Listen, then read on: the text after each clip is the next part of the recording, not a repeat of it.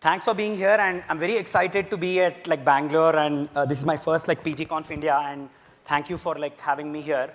So today I'm here to talk about all the Postgres work that we are doing at ClickHouse and what is all the fun stuff that is planned in the coming few years. So before I get started, I would love to quickly introduce myself. I'm Sai Srirampur, and you can call me Sai.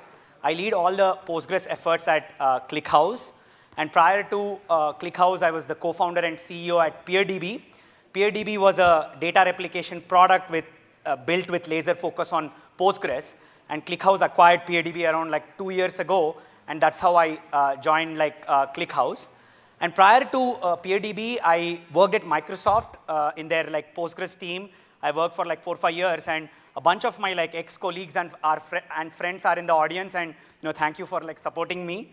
And prior to Microsoft, I worked at a database startup called Citus Data, which was a distributed Postgres company. I worked there as an early engineer, and then that got acquired by Microsoft. So that's how I joined Microsoft. And so overall, in the past decade, my life has been around Postgres, ClickHouse, and open source databases. Before I get started, I would love to know how many of you here have heard of or know ClickHouse. Can you raise your hands? Almost 70, 75%, so that's pretty cool. I mean, a couple of years ago, this was around 25%, so now I'm seeing 75%, so that's good to see. But still, I'll take a jab at what ClickHouse is, how the product evolved, etc. So ClickHouse is an open source, column-oriented, distributed OLAP database. It started as a project in 2009 and went to production in 2012 and was supporting the second largest web analytics platform in the world. It was open sourced in 2016, and since then it has been adopted by many companies like Meta, Instacart, Cloudflare, Anthropic, and thousands of companies. In 2021, ClickHouse INC was formed, and the goal of that was to make it easy for customers to deploy and manage ClickHouse in the cloud. ClickHouse is a columnar database, so it has many specialized features, all of them with focus around analytics. ClickHouse is a distributed database. It comes with sharding in the open source and separation of storage and compute in the cloud. It also supports multi-master and cross-region deployments for reliability and resilience. And last but not the least, ClickHouse is an OLAP database. So it's purpose-built for analytics, supporting aggregations and real-time visualizations on massive data sets. Postgres and ClickHouse have quite a lot of synergy and similarities between them. They both are open source databases, purpose-built for 2 different use cases. Postgres for transactional and OLTP use cases, and ClickHouse for OLAP and analytical use cases. Postgres, on one hand, I'm sure all of you know, is the most popular open source transactional database. It offers rock-solid support with features like transactions, including low latency CRUD operations, ACID compliance, a rich SQL interface, which lets you run any query. You have a robust extension framework and a vast ORM and application ecosystem, making it the default database for web and AI applications. ClickHouse, on the other hand, you can think of it very similar to Postgres, but in the OLAP and analytical world. It is the fastest analytical database on the planet. It offers purpose-built features, including columnar storage, skip indexes, vectorized execution, incremental materialized views, a distributed cache, native JSON and full-text search capabilities. We added JSON very recently in ClickHouse, and it's kind of very similar to Postgres, right? Postgres has JSON-B. And then we also introduced something called as lazy materialization, which makes these group bys and aggregations super fast. It's like a complement over columnar storage and vectorized execution, right? So there are hundreds of such optimizations, all of them with laser focus on blazing fast analytics. So both of these databases, Postgres and ClickHouse, evolved from the same open source ethos and have large communities around them. So this synergy between Postgres and ClickHouse is also manifesting in the community. There are thousands of companies who use Postgres and ClickHouse together to form their data stacks. You have companies like GitLab, Cloudflare, Instacart, LangChain, who use Postgres and ClickHouse together, Postgres powering transactional use cases, and ClickHouse powering analytical use cases. I love this blog from Sid, who is the co-founder of GitLab, and he was the ex-CEO of GitLab, who talks about how two sizes fit most, which is PostgreSQL and ClickHouse. I would like to double click on the use case where like, these two technologies are used together, right? So what customers do is typically they start with like Postgres to build their like AI application, web application, right? And then Postgres powers both transactional and analytical workloads, right? And in like a few months, as the amount of data grows, they quickly see like issues related to like performance and scalability for analytics. Their dashboards get slow, which is when they look to adopt like ClickHouse, which is a purpose-built analytical database, and they see like, drastic like speed benefits. And most of the use cases are coexistence use cases where like Postgres exists and ClickHouse exists. Postgres powers like transactional use cases, ClickHouse powers analytical use cases, right? And what we are seeing, this kind of an architecture, we are seeing, a surge in the AI world, right? And this is partly due to number one, the amount of data is like growing because of AI. And number two, basically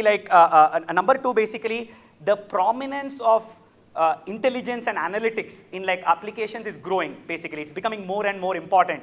It won't make sense for a SaaS app without like analytics or intelligence, right? That's so critical for these like web and like, AI agents.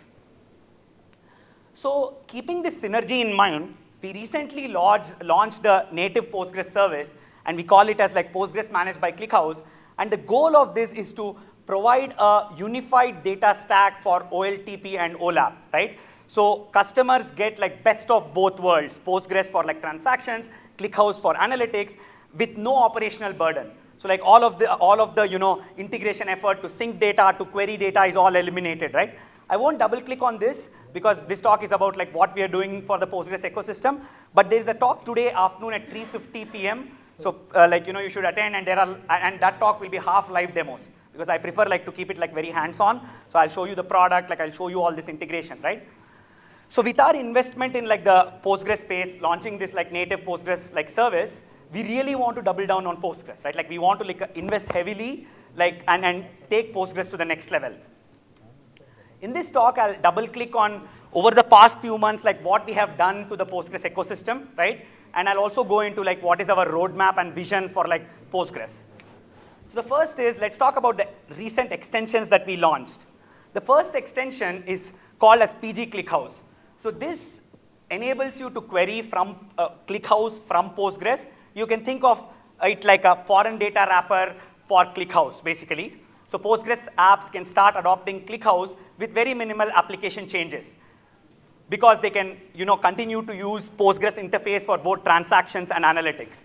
One of the core priorities of this extension is for comprehensive pushdown capabilities, right? We currently support pushdown for like filters, joins, aggregates, group bys, right? Like so all those like functions, we like spend quite a lot of time where these all queries are pushed down as well as possible for yielding the maximum performance, right? In TPCH, like 12 of the 22 queries are fully pushed down, right? And then in ClickBench, right, which is a standard like, benchmark in analytics, all the queries are like pushed down. And one thing we also did is while building this extension, we ensured that we create a foundation for future pushdown, right? Like there are still gaps like, window functions, CTEs, subqueries, correlated subqueries, all those also we want to invest and make like, pushdown as robust as possible so that customers can use like Postgres interface, but use the power of ClickHouse for analytics. Here is a quick example of what is the kind of performance that you can expect. So this is from ClickBench. On the left-hand side, it is like a query on like, just Postgres. If you see like it took 25 seconds and this was like, I think on like 100 gigs of data, right? And on the right-hand side, it's still like Postgres, but through the PGConf extension, and it's using the horsepower of ClickHouse for analytics. And if you see, it was like around 479 milliseconds. So there was around like 50x like performance improvement like compared to both the systems.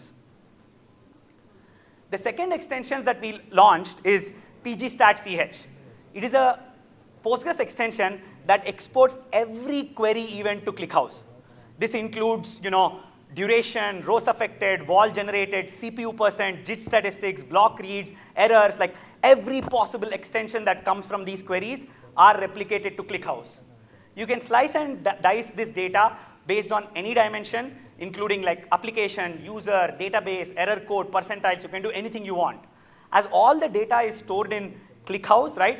you don't have any limit on what is the amount of data that you want to store. And also note that ClickHouse is really good at observability use cases. You have Anthropic, you have like Cursor, who use ClickHouse for like observability, right? So with this extension, users get to observe their Postgres database from ClickHouse. One thing we also made sure while building this extension is it has negligible impact on Postgres, right? For every query, it adds around like 5 microseconds overhead, right? And then like there is quite a lot of engineering novelty where like we use a ring buffer, we have a background worker which like reads from these like ring buffer. So like all the, and never like this extension is in the critical path of OLTP, right? So there was like, we wrote a blog about this, you should check it out, right? And then if you look at like, this is a dashboard that we use internally. So these are all metrics that are powered from like the PGStat ClickHouse extension. And if you see like it captures queries per second, like it also shows like the slow queries, a bunch of like metrics, right? And this is the kind of observability that we want to ship in our like, managed service, which is Postgres managed by ClickHouse. That is like underway, so like it's like a month or so away, but you can expect this kind of like observability in like ClickHouse. And also we will integrate this with ClickStack, which is our own observability like platform for that like, deep visibility into Postgres. Now that we have talked about extensions, let's go to my favorite like topic, like logical decoding, right?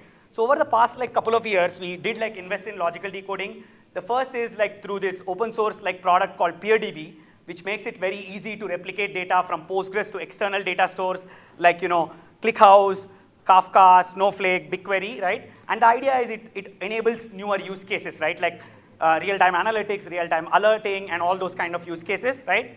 And under the covers, PeerDB uses logical replication, right? You can think of PeerDB as a Debezium, but super optimized for Postgres, basically, right? Like we did like hundreds of optimizations to make it like production and enterprise ready, right? And if you see some of the optimizations that I call out, I have a talk tomorrow, and that's not a sponsored talk, which gets into how we manage logical replication at massive scale. It's at 10:50 a.m. Please feel free to attend. We go into like how the state machine works and all of that, right? So we support parallel initial load where we have the ability to like do large table migration. So you have a 10 terabyte table, we piece it up into like multiple parts based on CTID partitions, shove it to like ClickHouse or whatever data store that you want. And then this gives you like you can replicate terabytes of data in few hours versus days. If you have Debezium, right, like that could take a couple of weeks. This thing will like probably finish in like few hours to a day, basically, right? This is for initial load. Then we have like Postgres native monitoring. So like there is like obviously logical replication is not like trivial, right? Like it has many edge cases. So we have native monitoring where like if your replication slot grows too much, you get alerted on Slack. You have like wait events that start replication. What is it getting throttled? Is it getting throttled on I/O? Whatever, right? Like so we give you visibility into that as well. And the scale with like at which PeerDB is like giving value is 600 plus customers are using PeerDB in production, right? And this includes like large customers, like there is a Turkish company called like LC Waikiki, which is like a retail company. There is Cyra, which is like a cyber security company in Israel, right? Like a lot of customers use it, and like it's moving over 300 terabytes of CDC data, not even initial load. So if you include initial load, that would be probably a couple 200 more terabytes, right? So now recently what we did is, with the Postgres managed service, we expanded PeerDB to also support Postgres migrations, right? Like so you have like a Postgres database in the cloud, self-hosted, you want to migrate to the cloud, or you want to move from like a different database to like our managed service, you can use PeerDB. And again, it expands all the benefits like CTID-based parallel, like snapshotting, toast columns without replica identity full. This is a huge bliss because you don't need to change the source, right? Like we take care of all of that under the covers. There is like native binary transfer. So like this is, the CDC use case is different, right? Like this one is like we need to have exact copy, right? So we use like binary format so that like there is absolutely no precision loss. So like we do a bunch of optimizations under the covers.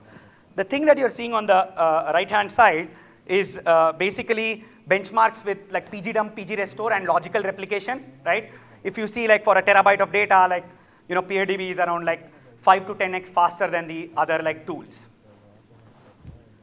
Then let's like PeerDB is fully open source, so you can like basically download it, like get started. There is an operator, there is a Kubernetes Helm chart, there is like a Docker container, so you can do whatever you want. Like you can deploy it wherever you want, right? And then We also spent quite a lot of effort in contributing back to Postgres, right? Like one of the critical bug that Kevin, who is on the audience, fixed is there was a bug on read replicas. So when customers were trying to drop replication slot on read replicas, Postgres was going into this infinite loop and those slots were not getting dropped. So we fixed that bug, and you know the problems of not being able to drop replication slots, right? The Postgres can, the storage can grow. So that bug was fixed. There are other contributions here, but in the coming years, we really want to double down on that. We want to build a core team and all of that as well. So now that we talked about what all we did, right? It's extensions, and then we talked about logical decoding, right? Here is few glimpses of what is planned for the future, basically.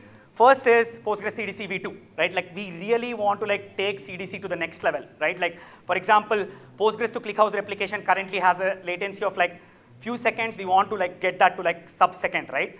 For that, one of the feature is logical replication v2 in PeerDB, right? And the idea with this is we can consume ongoing transactions as well. Currently, we wait for the commit, from the replication slot, but with logical replication v2 in PeerDB, we can start consuming, ongoing transactions. That will overall improve latency, throughput, reliability, because you flush the slot faster, right? I'll talk more about this tomorrow in my talk. And custom decoding plugin, right? That's also one thing that we plan, where PG output is a standard custom decoding plugin. It has caveats around single-threaded nature, etc. So that also we want to solve, because in analytical databases, the single-threaded might not matter, right? Table-level consistency is enough. So that's also something that we are thinking. Then upstream contributions to Postgres, faster initial loads is a problem, right? Logical replication, doing per table, it will be single-threaded. So that problem we want to solve. Better schema changes, right? This is a known thing where defaults are not replicated. These not nulls are not replicated. So that also we want to work on. The second is Postgres for analytics. This is kind of very similar to what we talked about with PG ClickHouse. So we want to add more pushdown capabilities, which includes subquery pushdown, right? CTE pushdown, etc. We also want to bring this concept of hybrid tables, where there is this magic layer where if transactions are coming, we route it to the Postgres engine. If analytics is coming, we route it to the ClickHouse engine, and under the covers we continuously stream the data. So that is something that we will look at. Others are Postgres for AI agents without forking, right? Here what I mean is instant forking is a big feature, right? Which will be helpful for AI agents. How do we do that without forking Postgres, right? There are alternatives who fork Postgres, but can we do it without forking Postgres, right? That's a project we are thinking. Other is distributed Postgres for Postgres at infinite scale. This is kind of Citus 2.0. I mean, I love Citus, right? I was there for 8 years before I started PeerDB. So we are thinking of that as well. Okay, if you have 100 terabyte Postgres, 200 terabyte Postgres, how do you scale that, right? So these are some of the cool projects that we are actively evaluating. Specific timelines are still TBD, but a lot of interesting work is planned. And then in the past few months, we built a solid team. We have all the PeerDB team there, here, a bunch of them are in the audience here. We also have David Wheeler, who is a well-known contributor in Postgres. We have Andre, ex-Microsoft Postgres. So a bunch of folks. And yes, last but not the least, let me try to sell that we are hiring. So if you are looking at changing your jobs, do apply. So yeah, that's it from my side, and thank you so much for attending my talk. Thank you.